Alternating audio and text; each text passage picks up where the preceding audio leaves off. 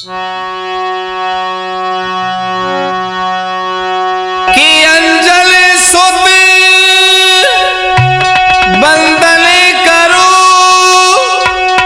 महावीर बजरंग, अरे करी सहाय रघुवंश की, तुम रहे हमेशा संग।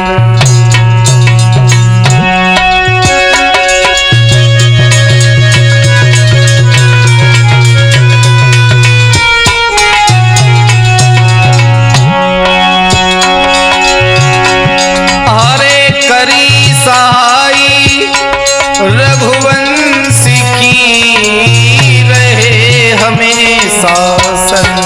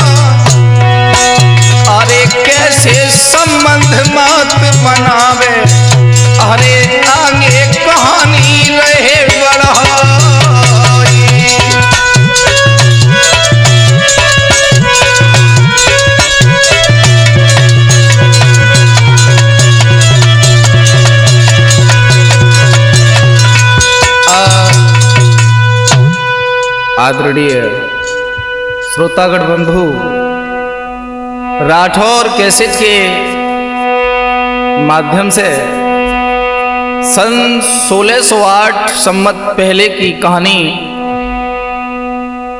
आपके समक्ष प्रस्तुत करने के लिए जा रहे हैं। इस कहानी में आप सुनेंगे कि चरित्रवानों की पूजा हमेशा होती है और जो चरित्रहीन होते हैं उन्हें इस धरा पर युगों युगों तक लोग नहीं भूलते हैं। तो आइए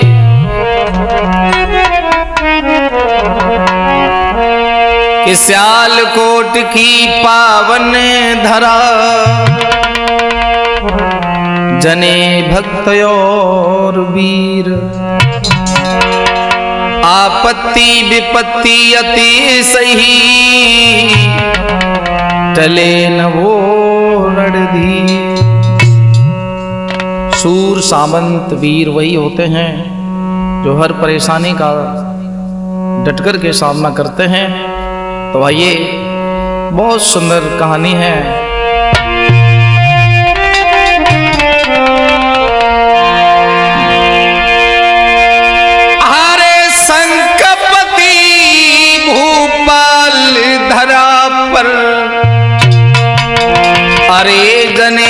भक्त बलधारी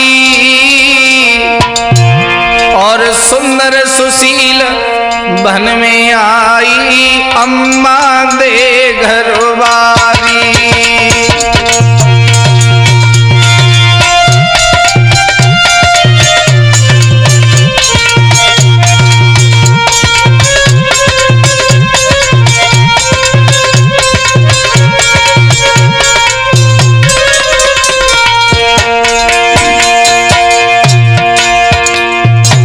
महाराज संकपति की धर्म पत्नी का नाम है रानी अम्मा दे। हरे दया धर्म की मूर्ति दोनों, अरे देत प्रजा सुख बहारी। अरे राजा को सब पिता बुलावे, रानी को महतारी।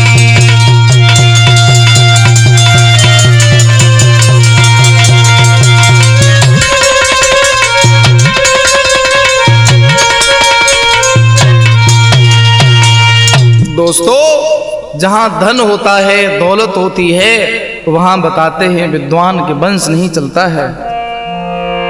महाराज संकपति की पत्नी रानी अम्मा दे बहुत ही कष्टमय जीवन जीती हैं और बड़े बड़े विद्वान तो कहते हैं कि जिस घर में दीपक कुल को नहीं होता और पितर नरक में जाते हैं, और जिस घर की बगिया हरे सूनी है, हरे देव तलक नहीं आते हैं।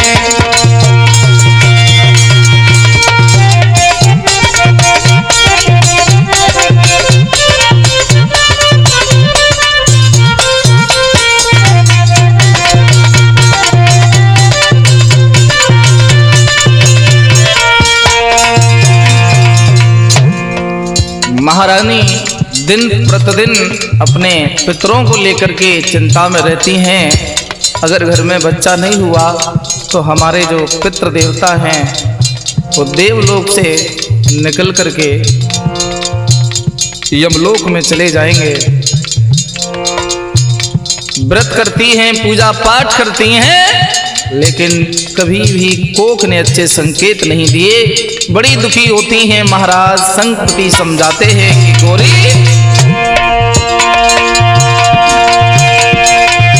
कि ये तो कर्मों की खेती है, जो बोएगा सोई पाएगा। ये कर्मन से हाथ बटाई देने, अरे बेटा कामल आएगा।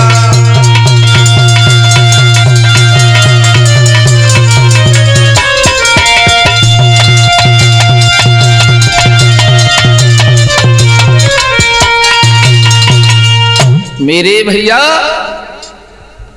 संत ऋषियों ने, माता बहनाओं ने अम्मा दे को ये बताया कि धरती पर जो गुरु गोरखनाथ हैं वो भगवान शंकर जी के अवतारी हैं और वो कलयुग में सबकी मनोकामना पूर्ण करती हैं। आप उनकी भक्ति जरूर करिएगा। तो मैया बाबा गोरखनाथ की आस लगा करके रहती हैं और एक दिन गोरखनाथ का सियालकोट में आना होता है। तो मैया पूजा पाठ करके दर्शन को चली है। अरे संत मिलन को चालिए, तज माया अभिमान।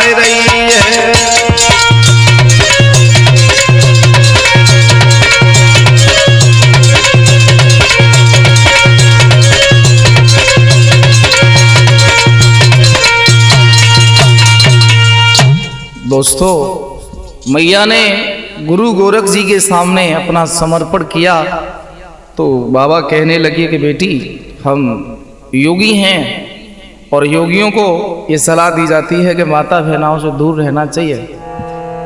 आप हमारे पास क्यों आई हैं? तो कहती है माँ कि हे स्वामी जी, आप तो सब जानते हैं, तो आप तो ये भी जानते हैं कि मैं आपके पास क्यों आई हूं। तो गोरख जी कहने लगे कि हे देवी, तुम जिस उद्देश्य से आई हो वो पूरा नहीं हो सकता है। तो मैया कहने लगी है बाबा जी,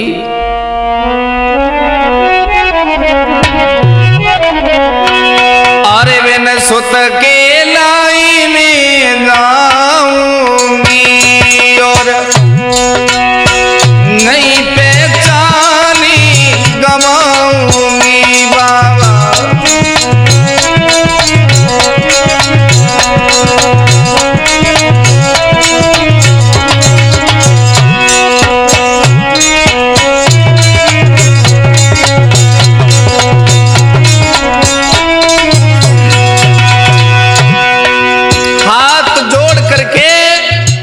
महारानी अम्मा वे गुरु गोरखनाथ के सामने गिड़गिड़ा रही है और एक बात कहती है कि बाबा, अरे बिन सुत के गुरु गोरख जी, अरे होई नारी की जग ख्वारी, अरे की एहसान दुखिया पर कर दो, अरे मेरी को किसी होई हो तारी।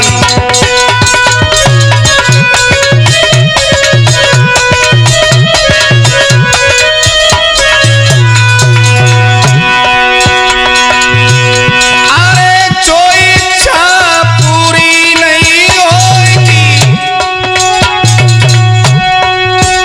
अरे तो मर जाए प्यारे सम्मुख नारी। अरे हाथ जोड़ के असूत नाथ ने, अरे तब गोरख से गिराई चाली।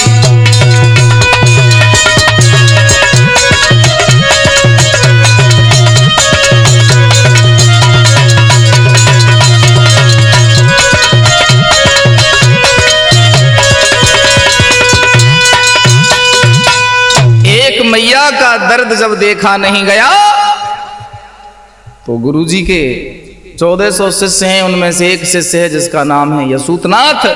ये बोला है कि गुरुदेव, एक अबला का दुख तुम दूर नहीं कर रहे हो। तो गुरुजी बोले, दुख तो दूर हो जाएगा, तू सहायता कर दे। बोले क्या? कि तू अपनी इस पंचभौतिक काया को छोड़ दे और तू इस अबला के गर्भ से पुनः इस भूतल पर आ जा। ले हम तैयार हैं। तो गुरुजी कहते हैं कि हम भी तैयार हैं। उसी समय यसूतनाथ ने अपना शरीर छोड़ दिया और समय आने पर मैया अम्मा दे के उदर से यसूतनाथ ने जन्म लिया है। हुआ ये नाऊबारी भाट महाराज संकपति से कहते हैं कि महाराज आपकी रानी ने एक ऐसा बच्चा जाया है कि नक्षत्र योग बतलाते हैं जैसी ग्रंथों में पाया है।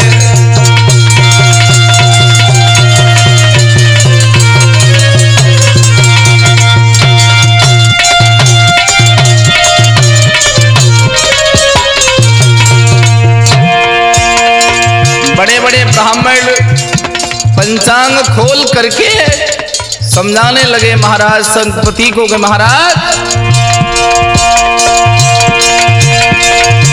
अरे बड़ा हो करिए बेटा,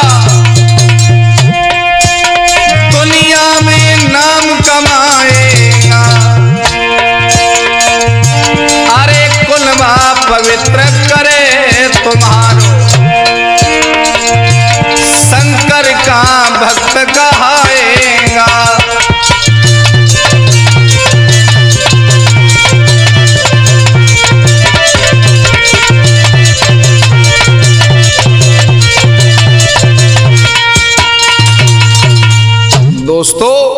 नामकरण संस्कार हुआ तो उस बच्चे का नाम पूरनमल निकला है। मैया अपने बेटा को बड़े ही लाड़ प्यार से पालती है। और ऐसा ही नहीं कि बड़े प्यार से मात ने बेटा दो स्यानो बनाई, कि राजपाठ में रुचि नहीं हाथ माला लई उठा। महाराज बड़े दुखी रहते हैं, कहते एक ही तो बालक है, ना पूरनमल को घोड़ा चलाने का शौक है, न तलवार चलाने का शौक है, न राजपाठ में कोई दिलचस्पी दिखाते हैं। हर समय मंदिरों में बैठे रहते हैं, बगिया में माला से जाप करते रहते हैं। तो बड़े बड़े विद्वान कहते हैं कि महाराज ये कोई तुम्हारा मामूली बच्चा नहीं है, ये बहुत ऊंचा आपका नाम करेगा एक दिन।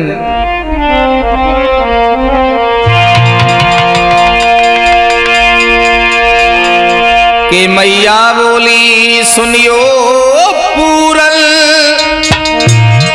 और तेरो अच्छो विवाह कराऊंगी।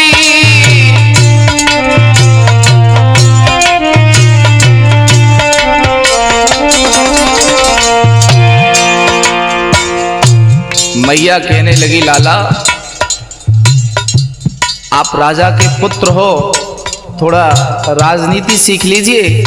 अब तुम धीरे धीरे तनिक बड़े होते जा रहे हो, मैं तुम्हारा बहुत जल्दी विवाह कराऊंगी। मैया बोली सुनियो पूरन, तेरो जल्दी विवाह कराऊंगी। अरे जैसो मेरो बेटा है, बड़ी सुंदर सी बहू लाऊंगी।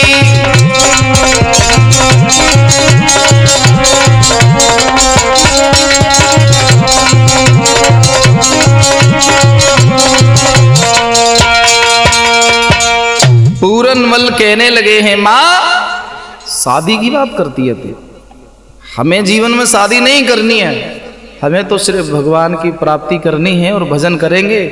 तो कहने लगी है माँ कि लाला मानव जीवन में गृहस्थ आश्रम सबसे बड़ा होता है, और ये तुम भूल बैठे हो कि सन्यास बड़ा है, गृहस्थ से बड़ा कोई आश्रम नहीं है। तो पूरनमल कहते हैं कि माँ अरे हरि चरण में प्रीत लगी, सुनी लियो मैं तारी।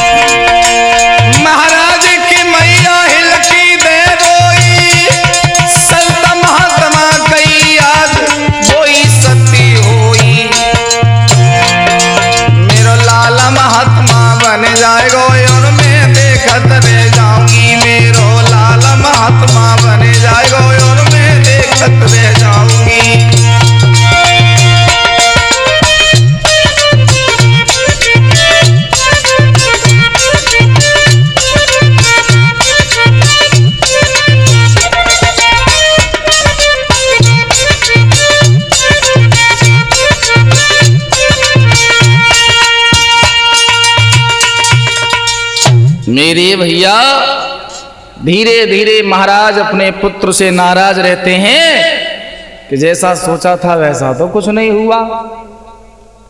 भक्तजनों, एक दिन महाराज के दरबार में पूरन के लिए निमंत्रण आया है, क्योंकि दीप दीप के जो राजा होते हैं वो जानते हैं कि कौन राजा के पुत्र बड़े हैं और शादी के योग्य है। तो एक महाराज के पास पत्र आया कि महाराज हमारे यहाँ प्रतियोगिता है और मछली की आंख में जो भी राजा राजकुमार लक्ष्य को भेद करेगा उसके साथ फूलवती का विवाह होगा। महाराज फूल चक्र के साइन हो रहे हैं। महाराज शंखपति ने पत्र नौकर से पढ़वाया और एक बात कही कि हमारा बेटा तो शादी वादी में रोचकता रखता ही नहीं है, तो फिर ये शर्त हमें ये पूरी करनी है। महाराज ने दरबार निरस्त किया और महलों की ओर चले तो महारानी सुंदरा देव पूछने लगी, कहाँ जा रहे हो महाराज? बोले हम शादी करने जा रहे हैं। बोली महाराज आपकी अवस्था चौथेपन की ओर जा रही है और ये तुम गलत कार्य करने जा रहे हो। महाराज बोले क्या तुझे मैं बूढ़ा लगता हूं? क्या मैं तुझे बुजुर्ग दिखता हूं? बोली महाराज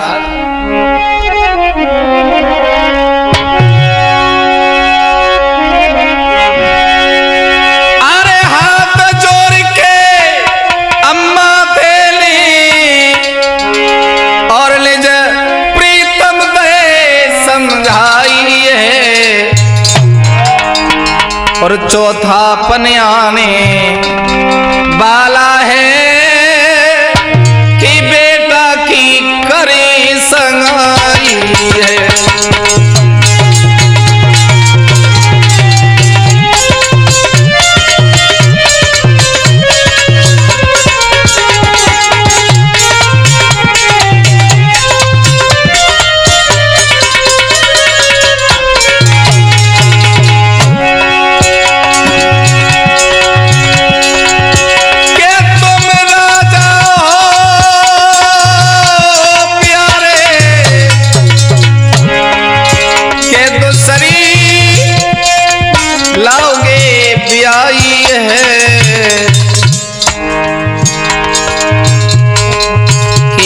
जवान होगी तुम बूढ़े हो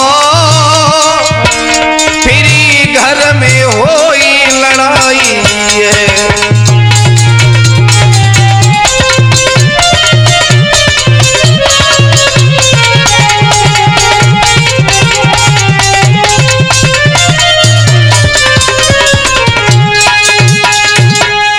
महारानी कहने लगी महाराज अच्छी बात हो तो बच्चों की भी मान लेनी चाहिए। मैं आपके लिए मूर्ख हो सकती हूँ लेकिन मैं आपकी पत्नी हूँ, मैं तुम्हें अनुचित मार्ग पर नहीं जाने दूंगी। पैर पकड़ के महारानी अम्मा दे समझाती हैं कि महाराज अरे कहीं मानो स्वयंवर में जइयो मती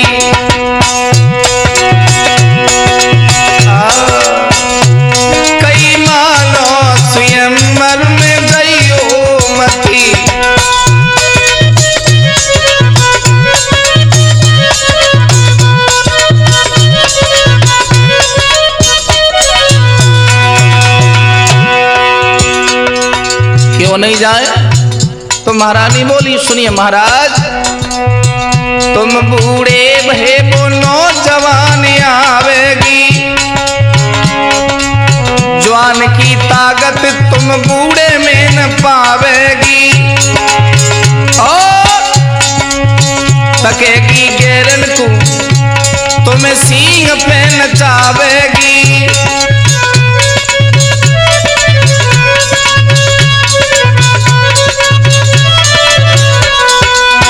इसलिए महाराज जा बुढ़ापे में फजियते, जा बुढ़ापे में फजियते करियो मती सीख मानो स्वयंवर में जइयो मती कई मानो स्वयंवर में।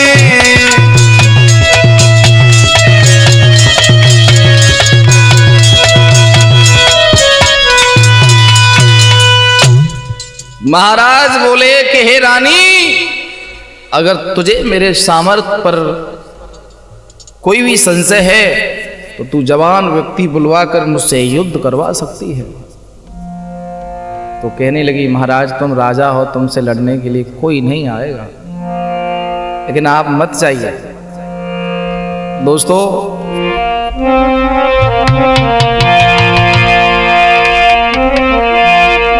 अरे कुमार 18 को भो मारी खुशी मनाई, संगपति महाराज ने लो दूसरो विवाह रचा। महाराज की बुजुर्ग अवस्था है और ऐसा ही नहीं, मोहन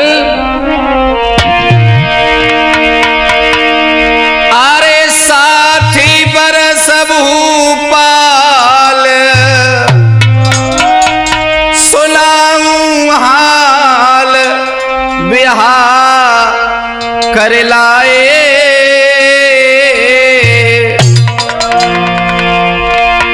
अरे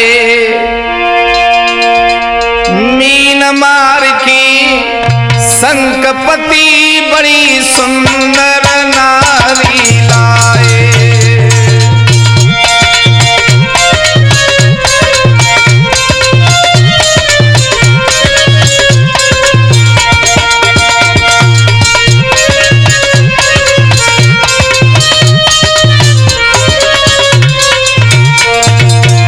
ऐसा ही नहीं दोस्तों, के बड़ी सुंदर नारी लाए, सुधीर सुंदर नारी लाए, आँखी भेद की अरे मछली की बड़ी सुंदर नारी लाए।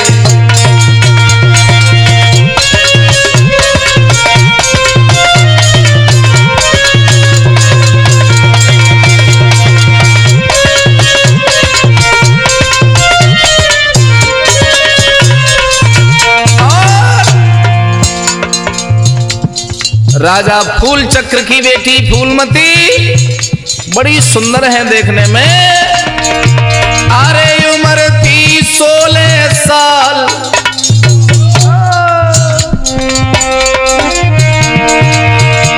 अरे उम्र थी 16 साल, भूप में हाल सुनो चितलाई, अरे छोटी रानी दुखी बही गई, बूढ़े को व्यापने ब्याई, छोटी रानी बड़ी दुखी गई, बूढ़े को व्यापने ब्याई।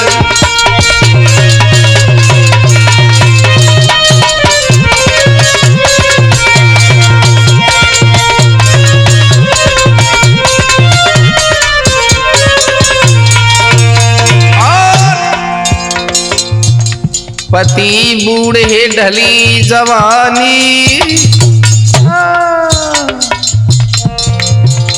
रानी फूलमती आ रही हैं तो सोच रही हैं, हाय री किस्मत, हाय री प्रतिज्ञा, इतने बड़े बड़े राजकुमार आए, इतने सुंदर सुंदर हैंडसम लड़के आए, किसी से मीन की आंख नहीं भेदी गई, और जब डोकरा ने भेद दी मरे गए।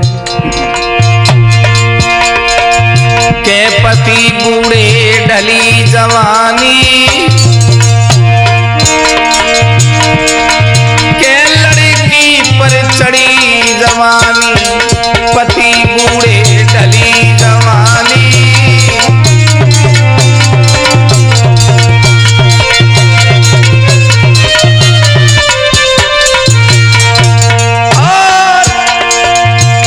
दुखी है रही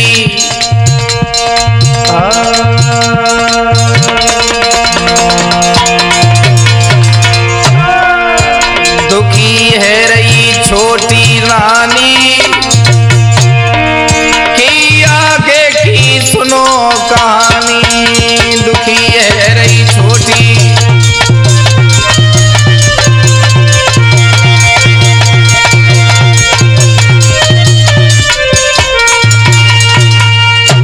दोस्तों, महाराज ने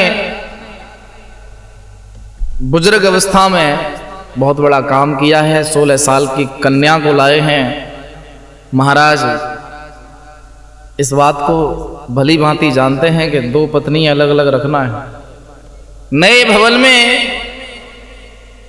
फूलवती को ठहरा दिया है और महाराज तो जाते ही नहीं है, क्योंकि कि जवानी जवानी मांगती है और ये दुनिया वाले कहते हैं।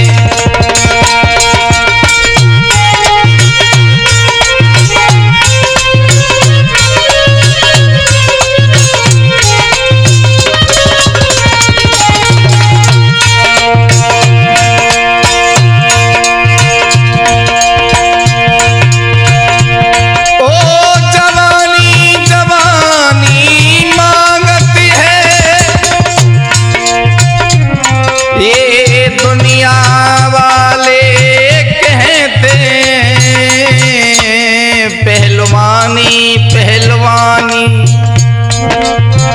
मांगती है, हरे बड़े विद्वान बताते हैं।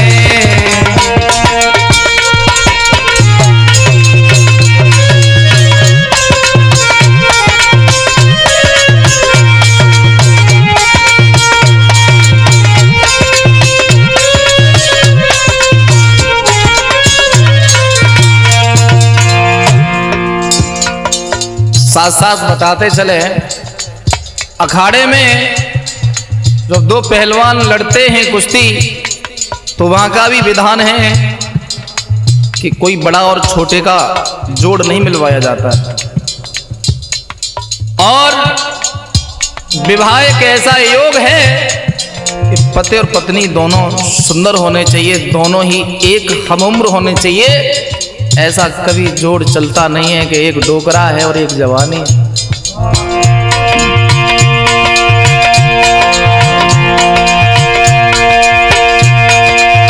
के प्यासे प्यासे खूब मरे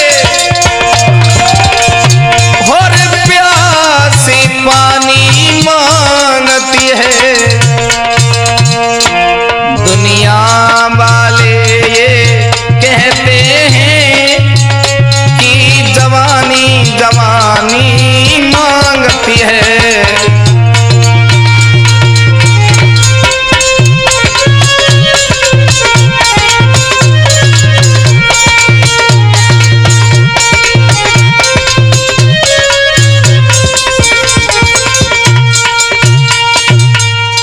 दोस्तों, आज फूलमती अपने पिता को कोसती हैं कि मेरा भविष्य मेरे पिता ने खराब किया है, जो एक बुजुर्ग इंसान के साथ मेरा जीवन बांध दिया है।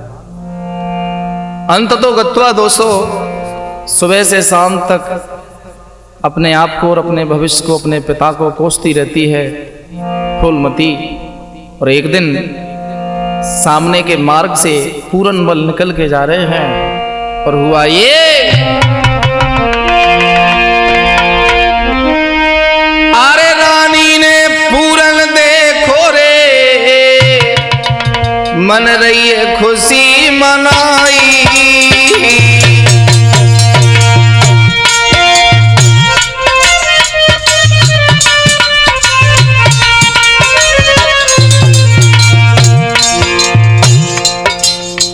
रानी को ये नहीं पता कि ये महाराज का ही बेटा है।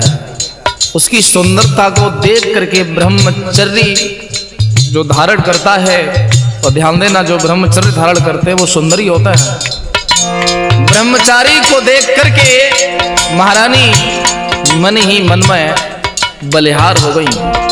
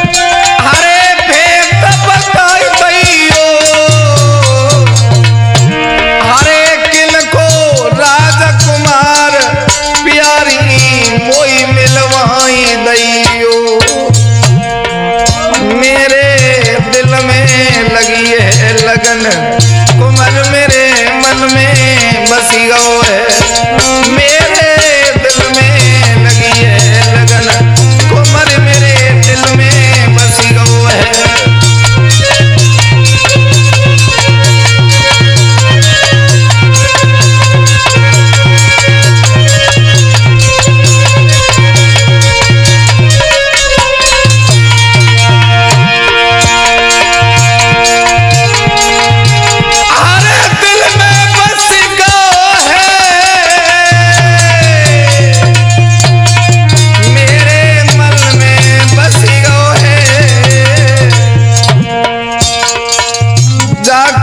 छवि लोनी अति प्यारी, कुंवर मेरे मन में बसी गो है।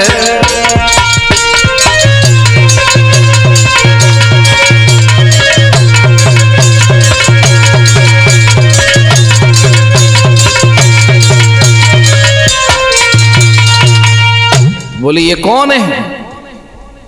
बोली महारानी अब तुम्हारे दिल में बस गया तो अच्छी बात है, और बेटा तो माँ के दिल में बसता ही है। बोले बेटा?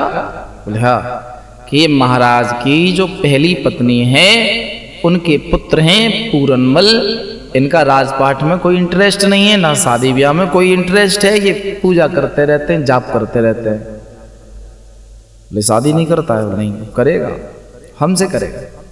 कि तुम पागल हो गई हो, ये तुम्हारा बेटा है, तुम इसकी मौसी हो।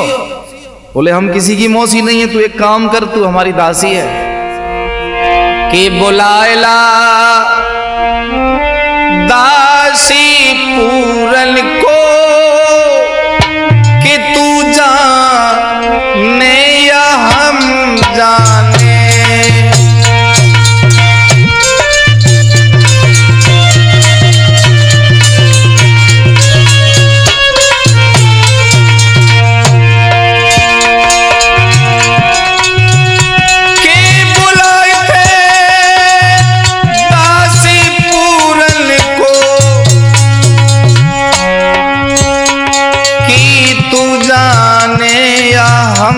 जाने क्या कह रही हो? हाँ, अगर तूने मेरे मन की इच्छा पूरी नहीं की तो ध्यान देना कि मैं रानी हूं, तुझे मरवा दूंगी। काय को पागल हो गई है महारानी। इनाम तोए जी भर की दूंगी, कि तू जाने या मैं जानूं।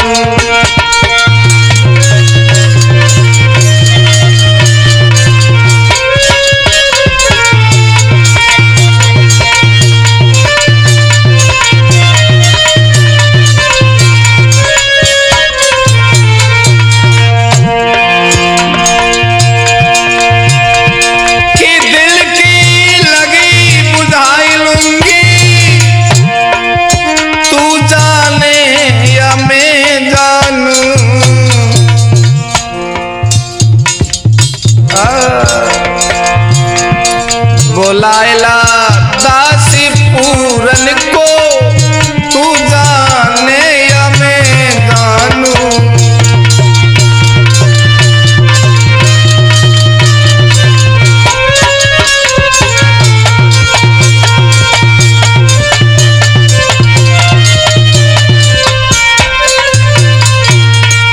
मोहन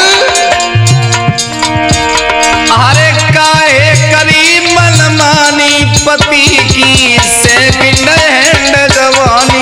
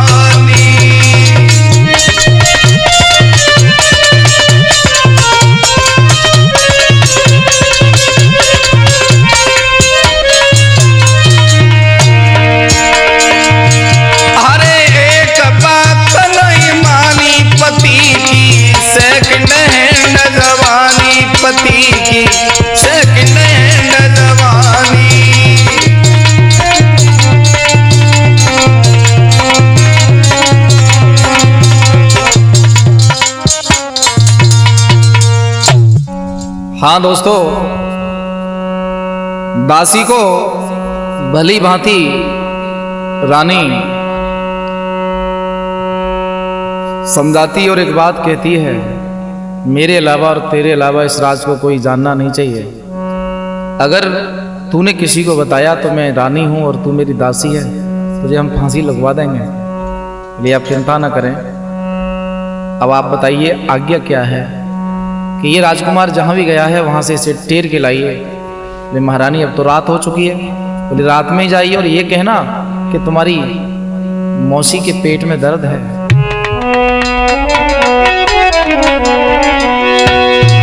जाकर के बांदी ने पूरनमल को प्रणाम किया तो पूरनमल अचानक सोचने लगे कि आपका रात्रि में आना कैसे हुआ। तो कहने लगी है बांदी कि त्यारी मौसी रही बुलवाई, त्यारी मौसी रही बुलवाई, कि रो पेट दर्द सताई, त्यारी मौसी रही बुलवाई।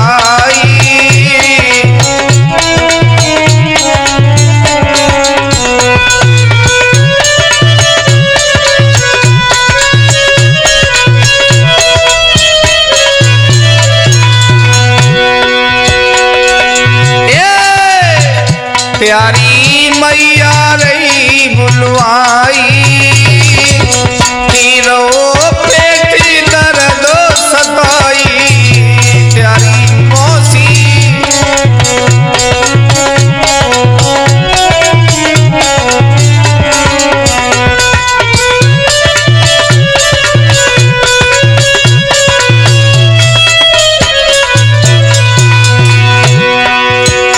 दोस्तों, पूरनमल के साथ जो नौकर था वो जाति से मुसलमान है, उसका नाम है मेहताब। वो कहने लगा दोस्त कुछ गड़बड़ लग रहा है, पेट में दर्द मौसी के हो रहा है और जहां हम और तुम रह रहे हैं ये इतने कदम चल के यहाँ आई है, यहाँ से आधी दूरी राजभवन की है, ये वहां जा सकती थी। दासी बोली मौसी रही हाय चिल्लाई,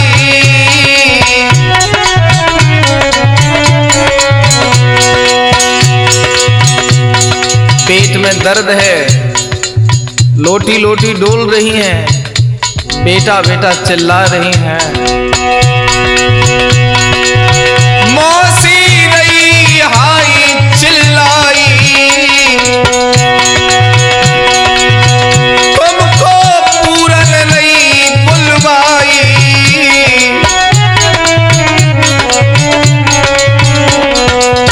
के मौसी बचने की नाई, मौसी बचने की नाई, रो पेट दर्द सताई, मौसी रही बुलवाई।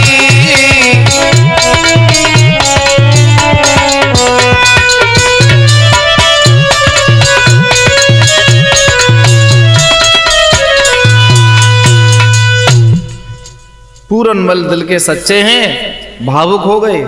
बोले मौसी में और माँ में तो कोई फर्क नहीं होता है, शायद मैं कभी मौसी की सेवा नहीं कर पाया, शायद उन्हें पुत्र प्रेम जागृत हो गया होगा, मुझे चलना चाहिए। तभी मेहताब कहता है दोस्त ये ब्रह्मचारी के कपड़े हैं और अर्धरात्रि पर वो स्त्री तुम्हें बुला रही हैं जिनके पास तुम आज तक गए नहीं हो। तो राजा का लड़का था, आंख निकाल के नौकर पे पड़ा तो नौकर की कहाँ हैसियत है जो नजर मिला सके। मेहताब चुप हो गया। आज पूरनमल चले, वहां कोई पेट में दर्द नहीं है दोस्तों। अरे छोटी रानियों कहे सुनियो राजकुमारी,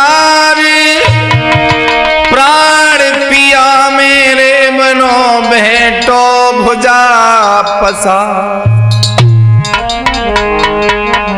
राजकुमार कहने लगो सुनो मात चितलाई,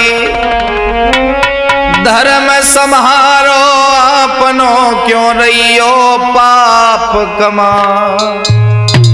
मैं तो एक पुत्र धर्म निभाने आया था, शायद मेरी माँ को ये ख्याल ना आए कि सगा बेटा है इसलिए नहीं आया। मौसी ने आपको ये बात शोभा नहीं देती है, और जिस उद्देश्य से आपने मुझे बुलाया उस उद्देश्य के लिए मेरे पिताजी हैं आपके पास, वो आपके पति हैं, मैं आपका पुत्र हूं। तो बोली है कि पूरनमल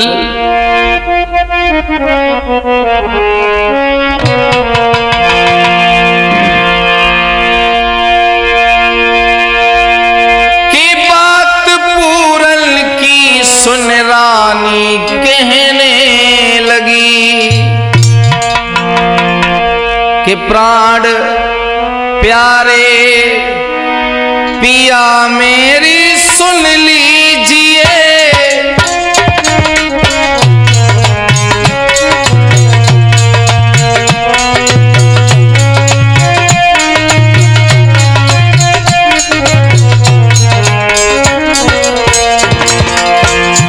हे पूरनमल, अपनी बीती में किसे सुनाऊं? तुम जिन्हें अपना पिता कहते हो, ये घोर पाप उन्होंने किया है। आप जानते हो आपकी उम्र मुझसे 2 वर्ष ज्यादा है, और आपके पिता उम्र में वो मेरे भी पिता लगते हैं। की बात पूरन की सुन रानी कहने लगी, प्राण प्यारे पिया मेरी सुन लीजिए,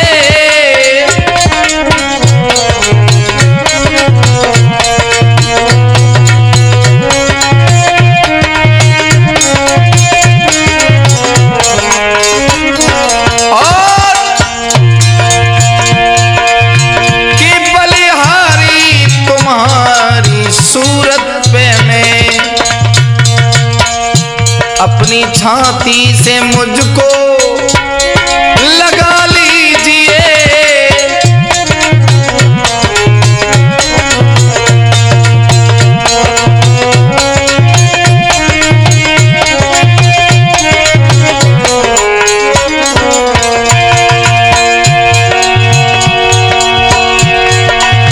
कि जोड़ी मेरी तुम्हारी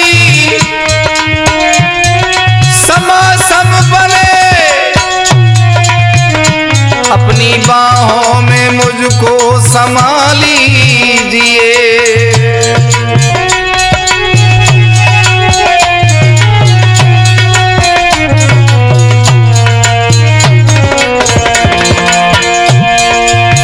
सिर झुका करके पूरन यूं कहने लगा,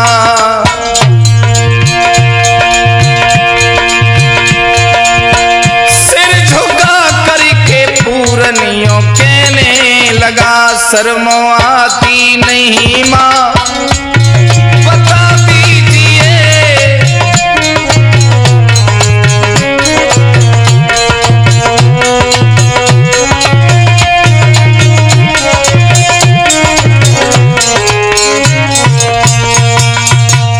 शर्म आनी चाहिए माँ, मैं तुम्हारा पुत्र हूँ। पूरनमल ने फिर पैर पकड़ लिए कि अब तक आपने जो पाप की बातें कही है ना, भगवान क्षमा करेगा तुम्हें और मुझे जाने दो। रानी कहने लगी पूरनमल कि रानियों कहने लगी, हारे सुन पूरन चितलाई, जो न बात मानो मेरी अरे जीवन भर पछता। अगर तू मेरी बात नहीं मानेगा ना तो हम तुम्हें मरवा देंगे।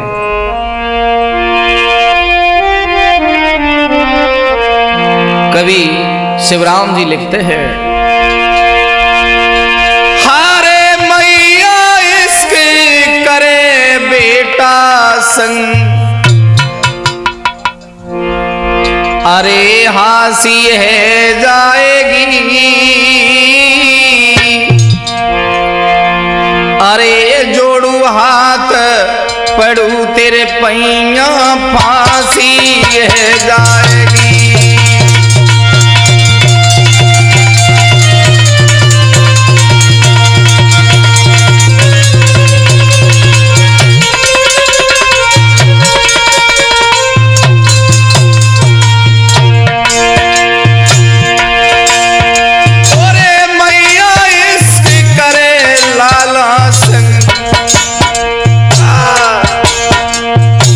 फांसी है जाएगी, जोड़ू हाथ पड़ू तेरे पैया फांसी है जाएगी।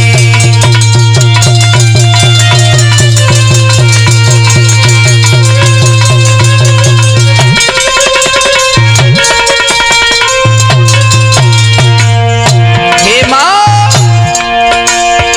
अरे मेरे बबुल की नारी बांध में,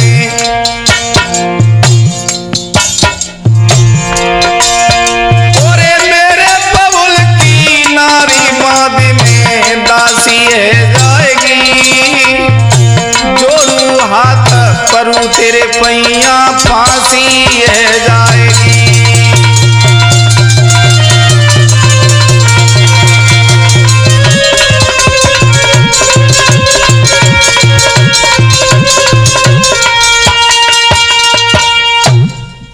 मैं जो कहती हूं तुम्हें मानना तो पड़ेगा। आप मुझे अपनी पत्नी बना लीजिए। और सुनो, एक बात तुम्हें मालूम है क्या?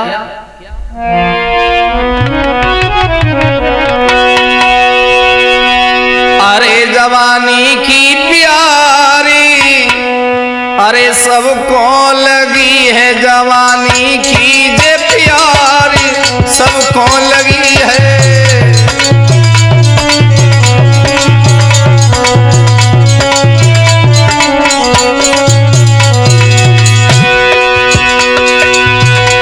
अरे विश्वामित्र से बड़े बड़े ज्ञानी,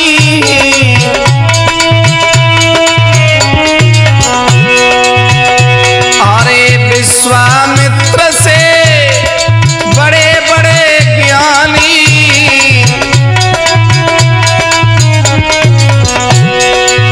उन्होंने उहार नारी थी मानी।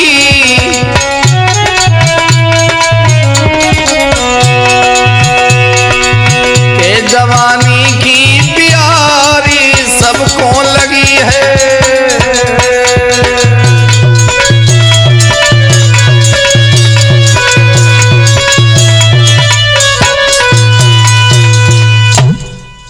पूरनमल कहने लगे, मौसी मैं तुम्हारे हाथ जोड़ता हूँ, ऐसी विहार मुझे कभी नहीं सता सकती है। मैं गुरु गोरख का चेला हूँ और मैं अपना ब्रह्मचर्य खंडित नहीं कर सकता हूँ।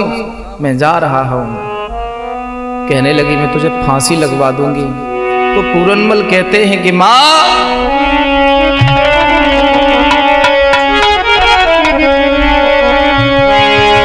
अरे दैयो मोई फांसी लगवाई।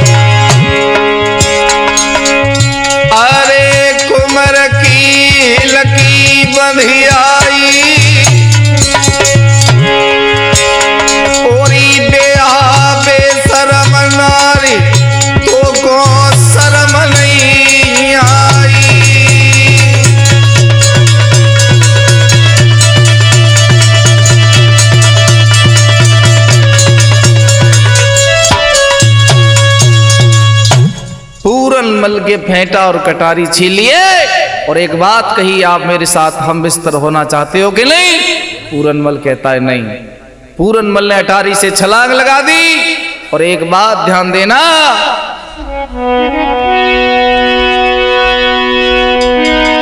अरे हाथ जोड़ी नारी समझावे, अरे रही पूरन फटकार लगाई,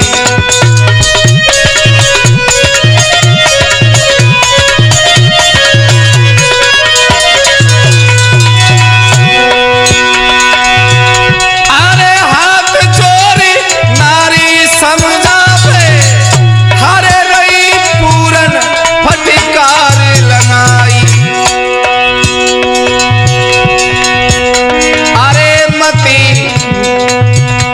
हरे मती अब आगे मोकू छोड़े, हरे तो पूरई में लला समझाई,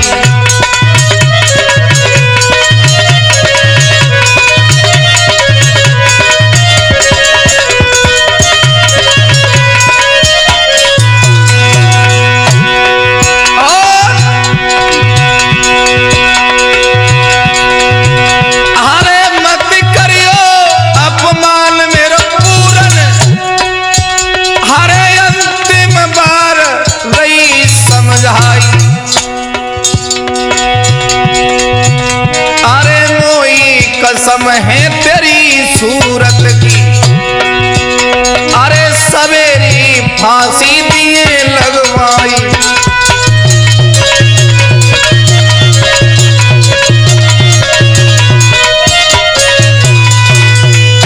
मेरे भैया पूरनमल मौसी को छोड़ करके भाग जाता है दोस्तों। और हुआ ये, आज मौसी रोती हुई दासी से कहती है कि दासी, हाँ, कि तू एक काम कर, बोर हो गया, महाराज के पास चली जा। रानी ने कपड़े फाड़ लिए, चारपाई उल्टी डाल दी और महाराज को बुला रही है। महाराज आए तो महाराज ने पूछा, रानी क्या बात है, क्या कोई चोर आ गया? तो रानी कहने लगी, आप एक बात बताइए, आप शादी करके मुझे अपने लिए लाए थे कि पूरे राज्य के लिए लाए थे? महाराज कहते हैं, साफ साफ बताइए, कहना क्या चाहती हैं आप?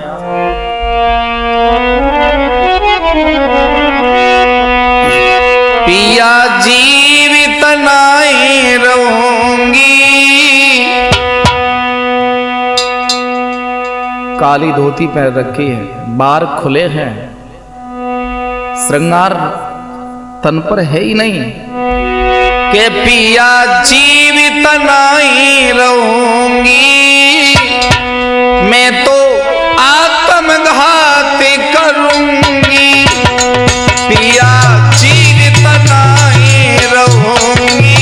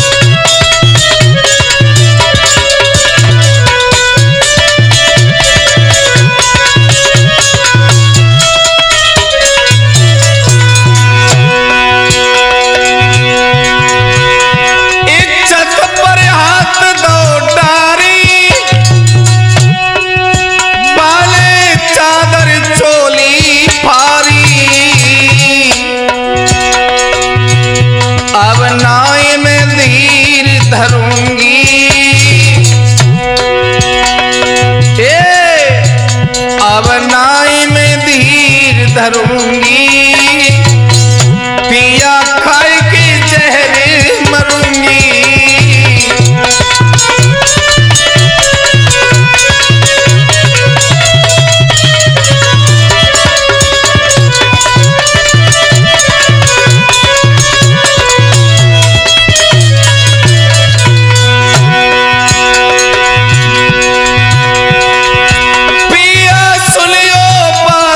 हमारी क्या दुर्दशा मेरी कर डारी। अगर आपको भरोसा नहीं है ना तो ये फेटा कटारी देखिए, ये उसी के है ना। उस मूर्ख को इतना भी ज्ञान नहीं है कि उसने यहाँ रखे थे, इन्हें उठाने का भी उसे होश नहीं रहा। आप अपने लिए शादी करके लाए थे, जब आपको ये पता है कि मेरे घर में बेटा जवान है तो उसकी भी शादी कर देते।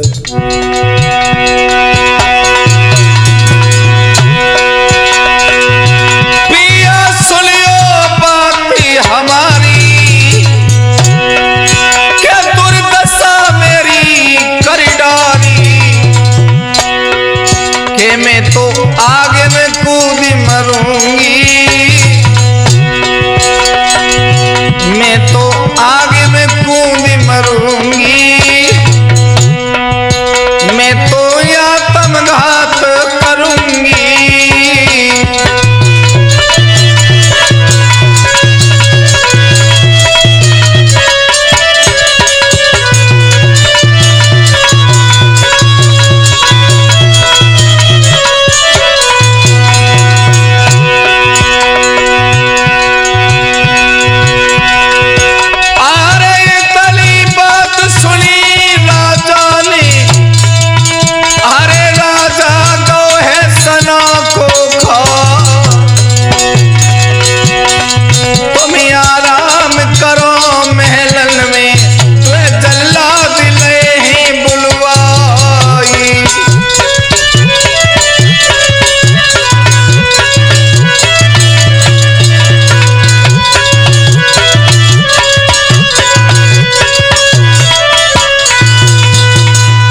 मेरे भैया जल्लादों को आदेश दिया कि जाओ, वैसे भी वो हमारे किसी काम का नहीं है, मूर्ख ब्रह्मचारी बना डोलता है और इतना गिर गया। हमसे कह देता तो बहुत सुंदर स्त्री से शादी कराते, अपनी माँ की इज्जत पर ही हाथ डाल दिया। दोस्तों, महारानी अम्मा दे कहती है कि मेरा पुत्र ऐसा नहीं है, लेकिन महाराज चलने नहीं देते हैं।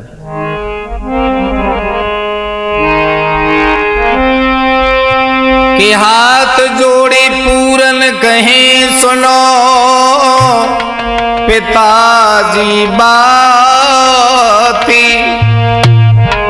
आधी रात के वक्त पे मौसी ने कर दई घात।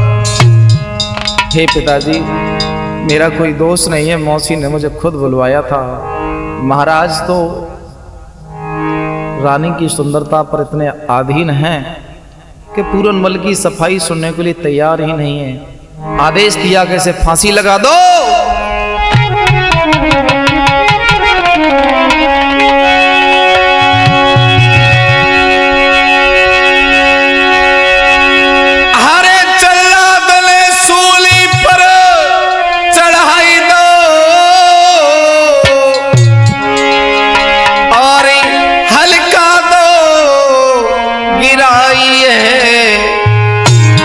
और यती पूरन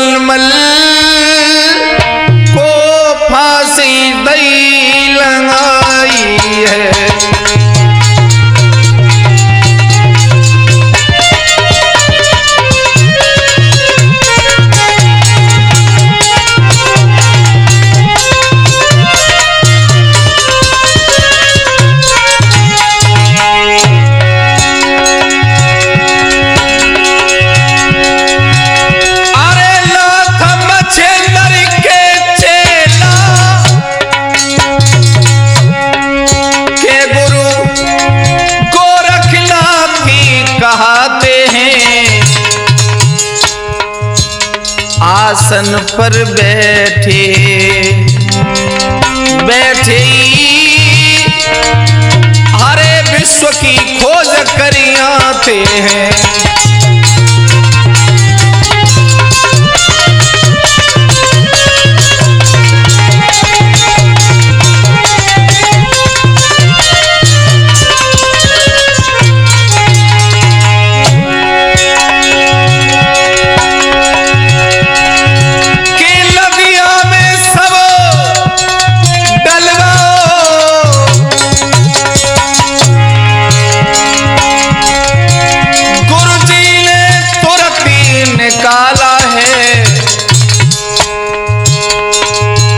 अरे हाथ पैर सब जोड़ दिए के फिर से जीवित कर डाला है।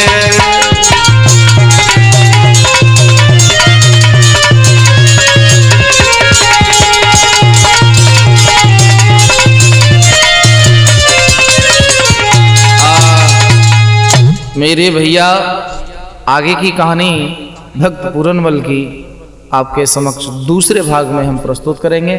तब तक आप सभी सब्सक्राइबरों से, व्यूअरों से, प्यार करने वाले भाई बंधुओं से प्यार भरा राधे राधे। आइए एक बार अपने साथियों का परिचय देते हैं। अरे मोहन लाला गंगीरी वाले ढोलक रे बगाई,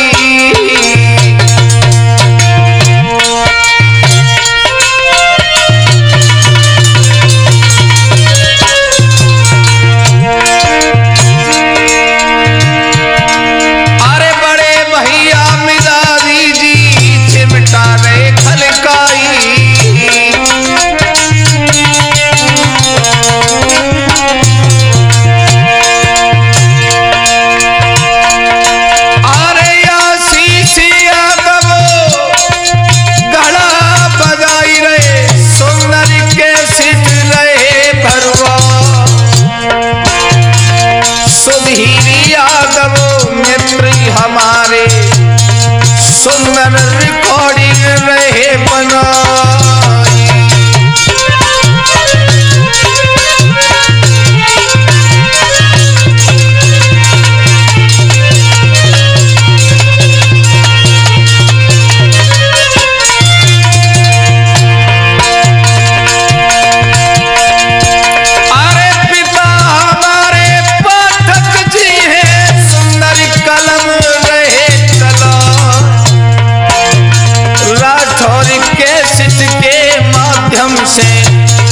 भारत